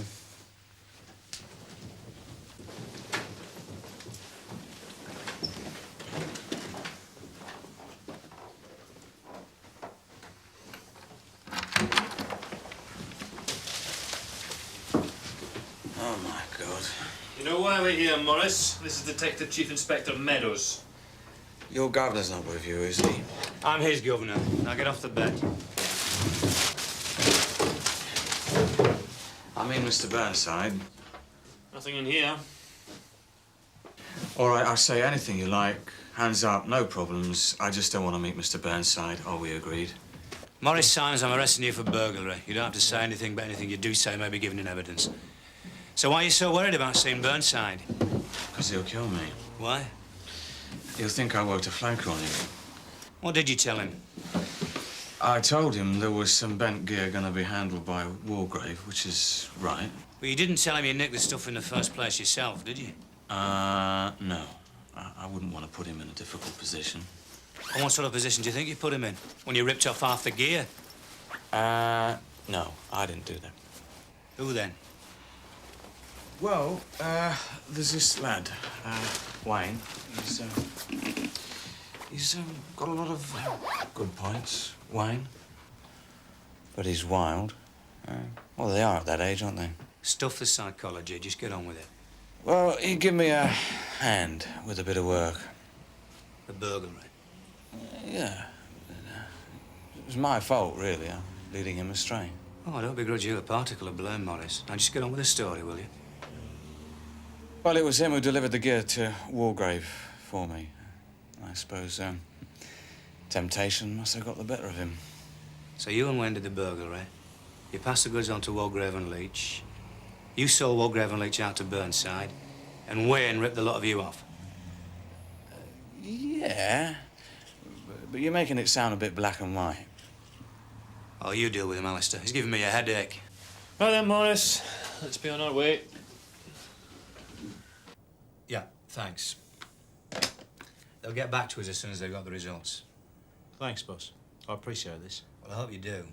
I don't know why I'm doing favours for you. I haven't finished giving you a rollicking yet. Look, you can't do this job without mixing with some iffy characters.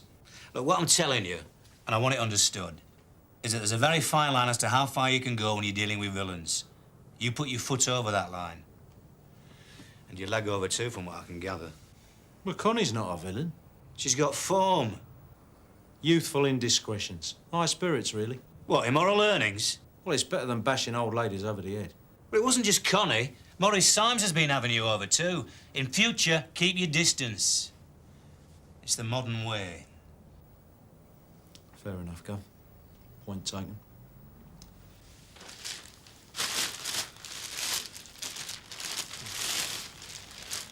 Sorry for any embarrassment and inconvenience.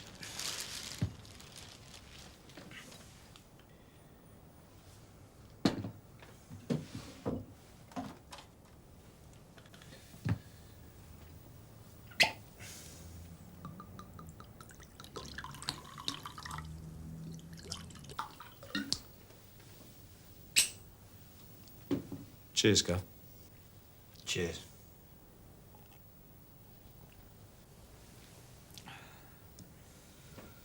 All that stuff they slung at me about women. Do you reckon Kim Reed put the spoke in? They mentioned her.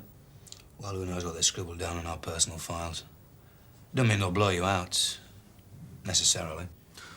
Trouble is, once you get a bit of a reputation in this job, people are all too willing to think the worst. I mean, would you believe it? There are stories going round that I shoved a prisoner's head down the Kazi. Gossip. It's a curse of our business. I got it all wrong anyway. He wasn't a prisoner. DCI Meadows. Yeah, right. Better luck next time. Oh well. Win some, lose some. Maybe they thought you just weren't quite ready. Yeah. Well, by my reckoning, I'm a bit overdue.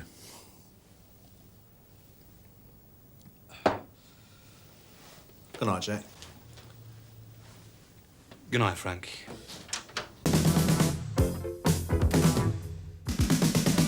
Any more information on that failing to stop, Narika? Like the name of the informant? No, June. Mail or none. Pa's refused.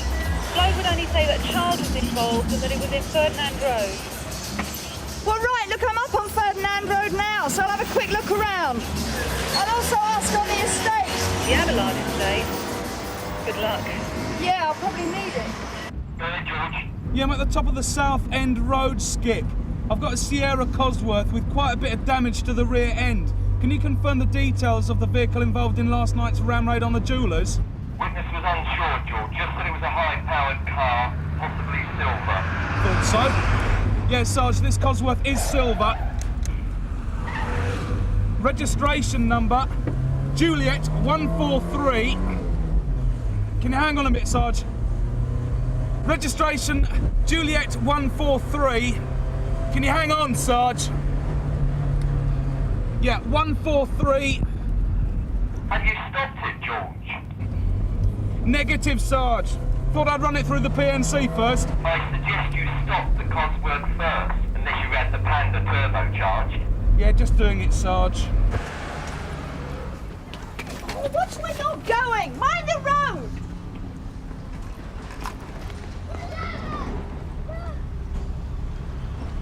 Oi! No, don't go away!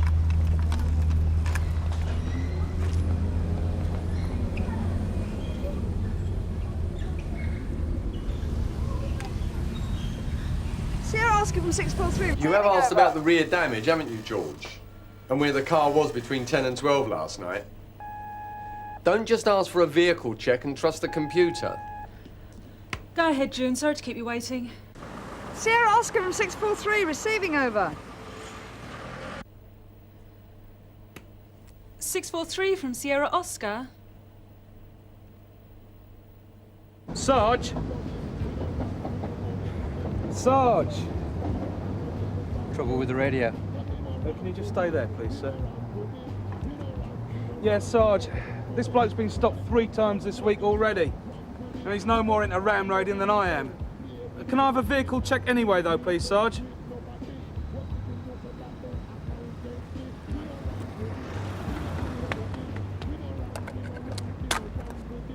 It's Sierra Oscar from 218. Are all the radio links on? Mine is. Yeah, so is mine. Right, switch them off. So it's not the boards then, is it? Does that mean?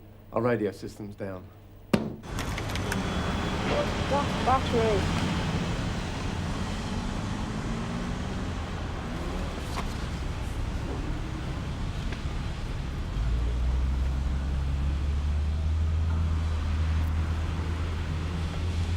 Excuse me? Excuse me?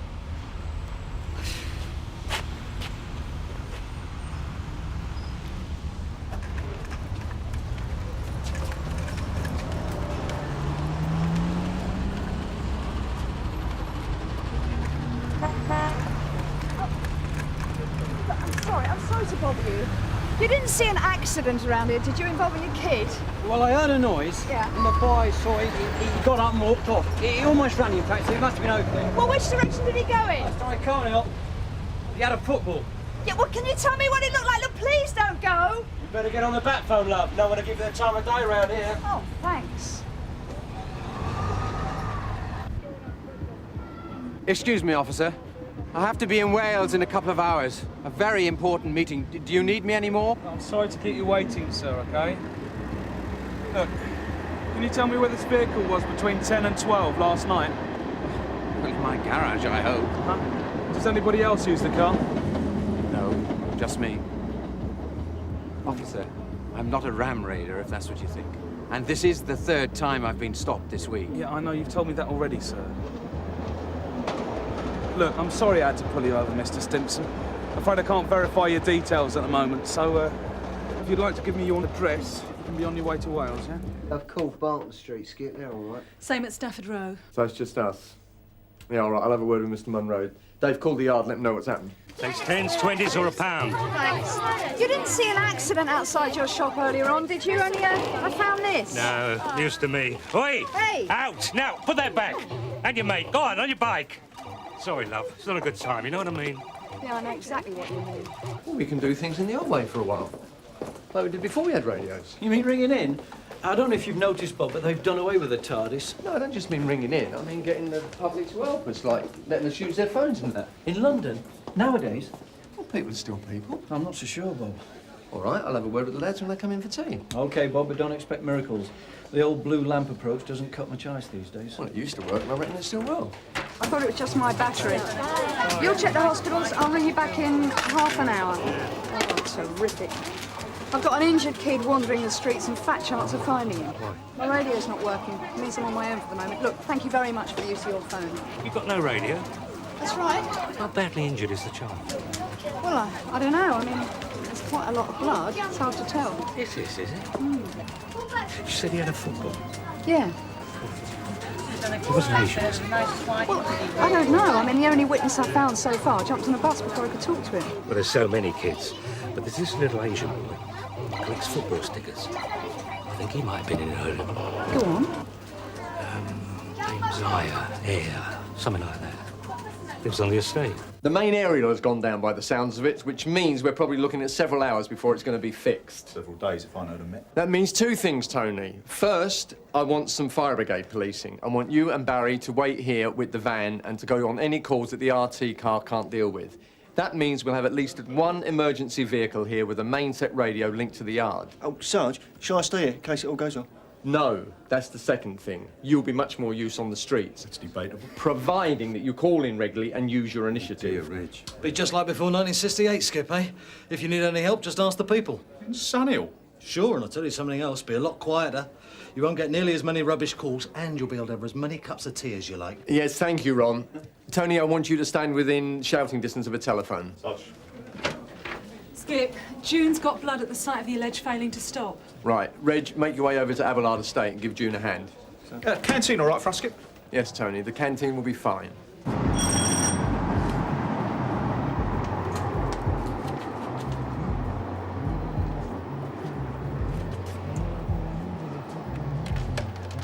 Yes? Good afternoon. I wonder if you Don't can tell help me. You're lost. Me? You must be. You lot never bother coming on this estate otherwise. Yeah, Sierra Oscar from 218. I'm not receiving your signal, so I'm going to come in for another radio. Message ends.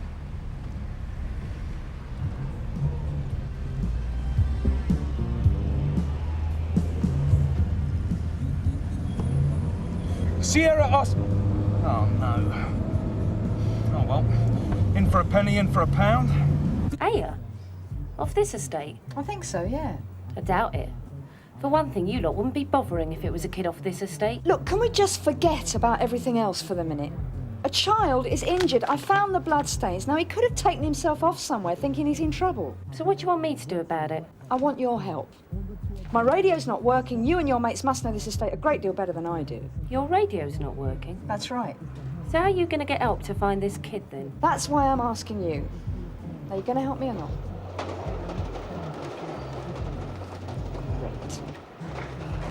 Wayne, I'm going out. Get your own sandwiches. Better give my friend Max a knock, hadn't we?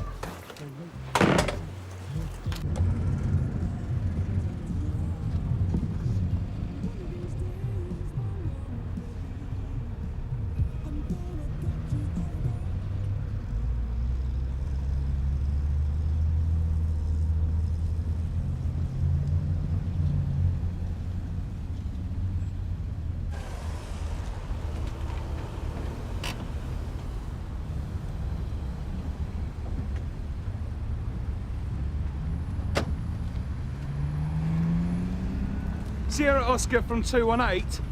In case you're receiving my signals, I'm at the Bear and Badger pub, checking on another possible for the ram raid. It's a silver Carlton, registration number Golf 631, November Hotel Alpha. Over.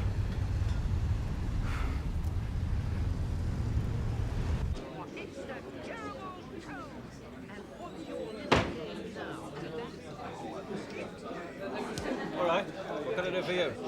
I was wondering if I could use your phone. Phone? It's over there on the wall. Right, the thing is I haven't got any change. Any chance of using yours behind the bar? Mine? Got a bit of a nerve, haven't you? What's the matter with your radio? Nothing at all. I just want to speak in private. Right? Why is that? Look, it's a bit of skirt, do you know what I mean? I've got to give her a call, yeah? Crumpet. Yeah. Go on then, it's in the kitchen. Cheers, mate. No wonder this country's going down the tubes.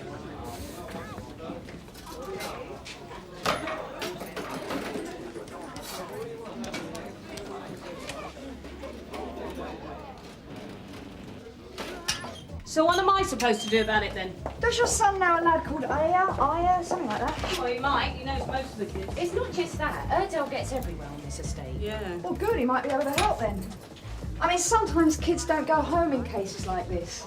They hide because they think they're going to be in trouble. So? Well, his injuries could be a lot worse than he thinks. Internal bleeding, for example, is quite common in road accidents. He could be sitting somewhere bleeding to death. Well, if you can tear him away from Sonic the Hedgehog, he's all yours. And you'd better knock. He's probably got his headphones on. Mum? What'd you bring her in here for? Is this Dell? Of course. Well, he is 8, you know. And he's your man if you want to find this kid. Right, can I have a word with him on my own? Sure. Dell? What? Look, could you turn that off for a minute, please? I'm playing. Dell, I need you to help me find a kid. He might be in danger. Sorry. Come on, come on. She knows it's you, mate. She's blowing you out. No, it's just a busy line, do you know what I mean? I know what you mean. You should do the size of my phone bill. Wait! Psst. Can you come here, please, quick? Look, this isn't a bit of skirt, it's some hill Nick. I need to get outside and talk to those 3 blokes, OK? So can you hang on to this, please, and tell them that PC 218 is at your pub, talking to 3 blokes in a silver Carlton, OK? What? Cheers, thanks, mate. All right, eh? Excuse me. Could I have a word, please? All 3 of you. Yeah. Is one of you the owner of this vehicle? I might be. Why? All right, would you mind telling me how you got the damage to the rear end? I don't know. Some divvy drove into me, I suppose. What's it got to do with you? Could you tell me where the car was between 10 and 12 last night? Outside my gaff, of course. And I will be out of here if you don't mind. Could you just wait, please? Out of the car. Come on. I'd like your names and addresses. Why? So that I can check that you're the owner of this car. Name, please. Hey, I gave him your message. Why didn't you tell me your radio wasn't working?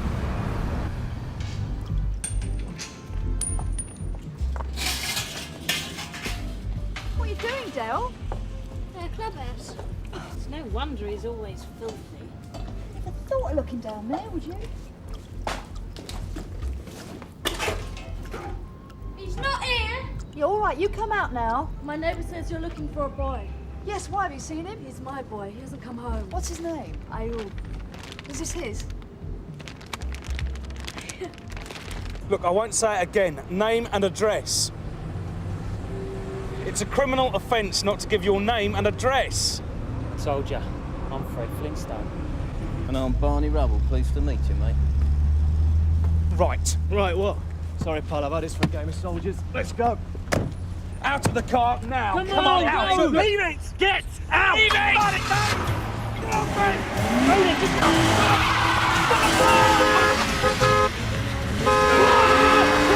All right, see you all 3.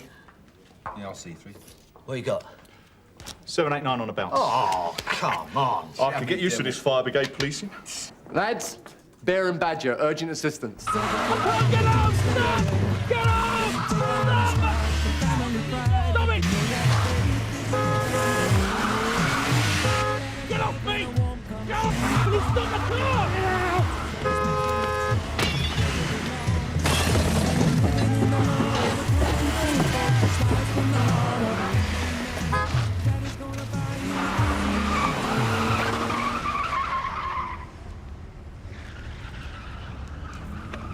You all right, mate? Hey, yeah. It's a good job you came when you did, though. Well, couldn't stand by and watch 3 against 1, could I? Not when you couldn't call for help. Yeah. Cheers. Blood. Witness said they saw him running away, Mrs. Gulliran. Be careful. He'll be okay, love. Probably just hiding. Thinks he's in trouble. Hold on. Blood in it? Oh, it's all right.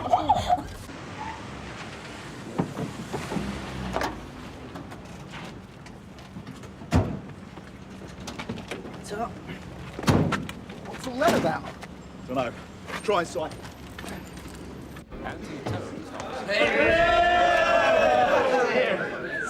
George, what are you doing? What does it look like?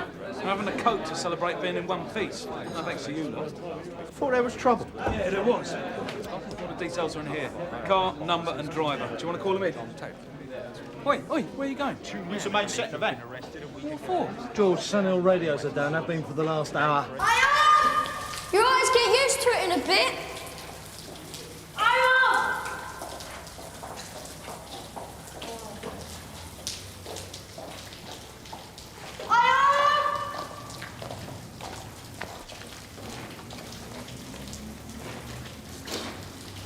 Bill?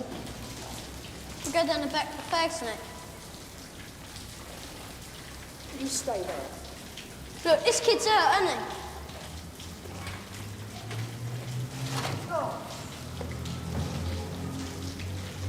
Hi-yo.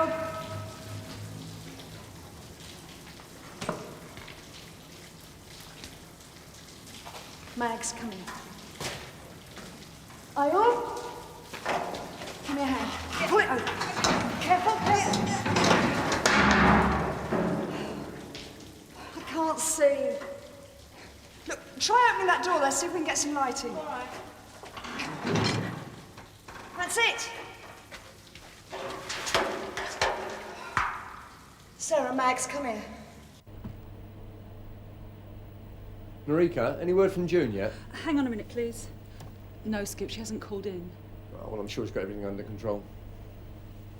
Here, babe. I'm sorry. Look, try not to talk. We're going to get you some help. Okay, we need to work quickly and together. Mags, will you go to the nearest house and call an ambulance? Del, you go with her and try and find blankets, coats, anything we can wrap him up in and keep him warm, okay? Yeah. Sarah, can you get me a torch? Knock on any door, tell them what's happening. Yeah, okay. Look, don't worry, love, don't worry. He's going to be all right, but just stay there, all right? I didn't mean to. I know, it was an accident. I need to get the news out back to the radio. shouldn't you, Joe? Yeah, so what do you have in the All units from M2, Silver Carlton, number Golf 631, November Hotel Alpha. Concerned in assault on police officer. Date full. Repeat, full. That's helpful. Dear Oscar 2 from MP. Change to Channel 5. MP from Sierra Oscar 2 receiving, over. Sergeant Cryer requests your return to base. Message N. Stuff that. I'm fed up with sitting around. What about chasing after the scrubs with the Carlton, eh? Yeah, well, perhaps I should stay out here. At least I'll know the blokes if I see them, yeah? I'll tell you what, George, I'll stay with you, see what we can turn up, eh? Get back in your fire engine, Tony. I didn't know it was up. Why didn't you tell me? I didn't want to frighten you, Del. He's going to be okay, isn't he? Yeah, it'll be all right. Oh, come on, please, keep out of the way. He'll be all right. He might have broken his arm. There's a nasty gash on his leg, but he'll be okay. You can come with us. Thanks. Oh, Mrs. Guillerana, sorry, can I have a quick word? Sarah, Mags, thank you for all your help. Listen, don't go away just yet, because I need to ring in. How good is Iab on cars? Cars? Ab knows them all. Great. He's just given me an exact description of the car that hit him. He says it was a silver Sierra Cosworth. Oh, well. Looks like we've lost my mates in the Carlton. Probably. Better keep going, though. Do a few stops, maybe. Stops? We can't do stops without a radio, Ron. When people could tell us what they liked and we'd be none the wiser. Ah, but it's how they tell you, George, isn't it? I mean, it's what's written on their face. That's the name of the game. That's funny. What? I thought he was on his way to Wales. Bob, engineer cell will be fired up in the next half hour. Some kids have got in and smashed the sockets up. Oh, wonderful. I gather George Garfield had his bacon saved by members of the public. They came to his assistance because they knew his radio wasn't working. That's right. People used to do it all the time. They knew you were on your Jack Jones. And the car? Oh, the silver Carlton seems to have disappeared into thin air, but I think it's got to be a contender for the ram raid on the jewellers last night. I was just going to check on the MO to see if it tallied with anything else around there. What about June and the boy? Donna, can you see if this rings any bells? Look, I've stopped him once today already. He's a straight-up businessman. I can't pull him in just because he's not on his way to Wales. Why not? He told you he was in a hurry, so what's he doing in the car wash? Have a word with him, George. See the expression on his face. Ron, he's been stopped 3 times this week already. I mean, cars like that are always getting pulled over, especially if it's a young geezer at the wheel. Well, you never know, do you? He's lied to you, hasn't he? Have a word. Ron... George, it's the job. Being suspicious, talking to people. Now, if you don't, I will. Ron... George, have a word, I'll make a ring. You do what? I'm going to find a phone, call Sunhill and see if they want us. There's Dave Williamson. Ram raiding could be his kind of thing. What do you mean? Well, we had his name flagged for handling on a similar job. I'd have to find the card, but I think it was a high-powered vehicle into a small electrical goods shop and the proceeds away in a transit or something like that. Well, that's a ram raid, isn't it? Not precisely. Well, it's close enough for me. What's his address? 73 Eloise Avenue, the Abelard Estate. Hello again, sir. Oh. Thought you were on your way to Wales. Yes, well, I am. You were in a bit of a hurry, weren't you? Yes. Well, it's a funny time to wash your car, then. Something happened to the front as well, is it? No. Something you needed to clean off, perhaps? No, I was just checking that it was clean. Well, it looks pretty clean to me. They do a good job, these machines, don't they, eh? Shift anything. Something the matter, sir? Something you'd like to tell me about, perhaps? Let's not play games. You know, don't you? Yeah, well, of course I do. Why do you think I stopped you? And do you want to tell me about it? I couldn't stop it. It wasn't my fault. There was no time, so I kept on going. Straight into the jeweller's window, yeah? No, officer. Into the child. George, I've just been in touch with Scannell. We need a word with this gentleman about a failing to stop. Yeah, sounds like we do. Helping you find a sick kid is one thing, but you can't expect us to start putting people in the frame for ram raids. Not that we know anything anyway. All right, I understand. But look, whoever it was nearly killed one of our police officers. Now, the word is it's somebody off this estate. Hello? That'd be for her again. Soldier. Hello? Del, shush. Shush yourself. Excellent. Yeah. Thanks, Skip. Right, I'll tell them. They've got the bloke who knocked the kid over. It sounds like he was driving too fast and was too scared to stop. That was quick. Yeah. Anyway, I better be going. Look, thank you very much for all your help today. I'm really grateful. Of course, it all might have taken a bit less time if half our relief hadn't been chasing around looking for ram raiders all afternoon. Yeah, well. Still, if you want us tied up doing jobs like that, rather than looking after your estate and your kids... I don't. Mum knows who did the jewellers, right? That's enough, Del. No, it's not enough. She'll find out if she goes up to number 73, won't she? And perhaps next time you won't need me to help you. Perhaps. In the meantime...